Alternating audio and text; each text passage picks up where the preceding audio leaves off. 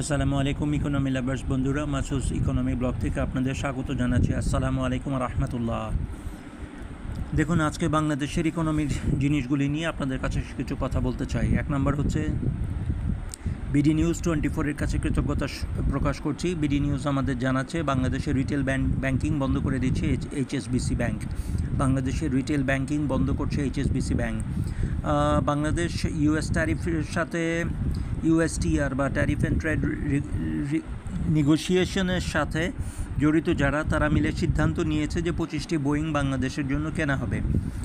আর এটাও আমরা BD news থেকে জানতে পারতেছি, আজকে নতুন মুদ্রানীতি ঘোষণা করা হয়েছে, যেখানে রেপো রেট অপরিবর্তিত রাখা হয়েছে, যেটি যারা যথাযথভাবে ঋণ পরিশোধ করছিলেন তাদের জন্য অত্যন্ত কষ্টকর একটি ব্যাপার। সমকালের কাছে কৃতজ্ঞতা প্রকাশ করছি। সমকাল বলছে বাংলাদেশে একটি সার সিন্ডিকেট বিদ্যমান আছে, যারা সারের দাম অকালে বাড়িয়ে দিচ্ছে এবং যে কারণে কৃষকের উপর ভর্তুকি মারাত্মকভাবে দিতে হচ্ছে। আমরা এটাও জানি এসবি অর্থাৎ সিকিউরিটি ব্রাঞ্চ আমাদের কাছে একটি বিভিন্ন পত্রিকার মারফত আমরা জানতে পেরেছি, এসবি আগামী 11 দিন বাংলাদেশে নৈরাজ্য সৃষ্টির একটি সতর্কবাণী জারি করেছে। সিকিউরিটি ব্রাঞ্চ আগামী 11 দিন বাংলাদেশে নৈরাজ্য সৃষ্টি হওয়ার সম্ভাবনা আছে, এই মর্মে একটি সিকিউরিটি নোটিশ জারি করেছে। কাজেই আমরা সবাই আল্লাহর কাছে প্রার্থনা করি যেন বালা মুসিবত থেকে আল্লাহ তাআলা বাংলাদেশকে হেফাজত করেন। 2 নম্বর হচ্ছে যে ইউএস বাংলাদেশ যে ট্যারিফ চুক্তি সম্পাদিত হওয়ার কথা, তা এখনও পূর্ণাঙ্গ হয়নি। তবে বাংলাদেশ প্রতিনিধি দলের ব্যবসায়ী নেতৃবৃন্দ জানাচ্ছেন যে ইনশাআল্লাহ আমাদের জন্য ভালো সংবাদ আসতে পারে।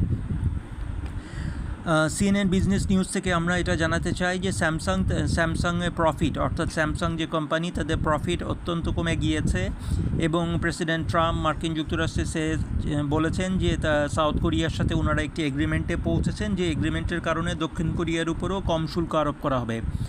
এবং আমেরিকান বায়াররা আশা করছেন, যদিও এখনও তারা অনেক বেশি মূল্য দিচ্ছেন বিভিন্ন রিটেল প্রোডাক্টের জন্য, আমেরিকান বায়াররা আশা করছেন যে হয়তো ইকোনমি আস্তে আস্তে স্টেবল হবে।